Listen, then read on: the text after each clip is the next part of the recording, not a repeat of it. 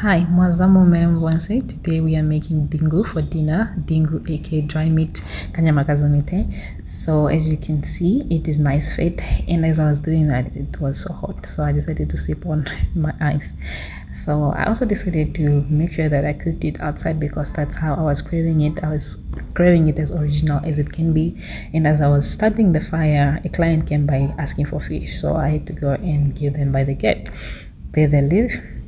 We continue with the fire, and this whole time while we're doing this, the dry meat was soaked in hot water, and I rinsed it as many times as possible, just to make sure that the dust and everything, is completely washed and off the meat.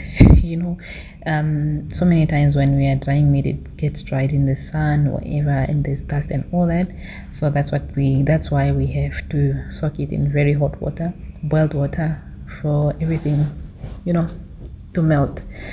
Right, so I went ahead and put my pot, visited my garden, obviously got a produce to add to the pot. And as you saw at the beginning, I didn't put any salt, I didn't put any cooking oil. I'm only putting it now because that's the trick to make sure that the meat cooks a little bit fast.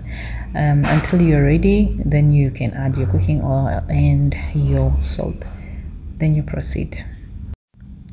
So I was feeling so homesick. That's why I decided to cook this whole thing outside, and I even cut my vegetable outside. I was just trying to connect to my roots. So these are the vegetables, and voila, in the pot. And I lived and loved for the sauce that came after this. So I just added a little bit of water just to make the sauce like enough for the household. I served my dry meat with a kapap on the side. It was so lovely. Watch the full video to see how I made this cocktail. Bye.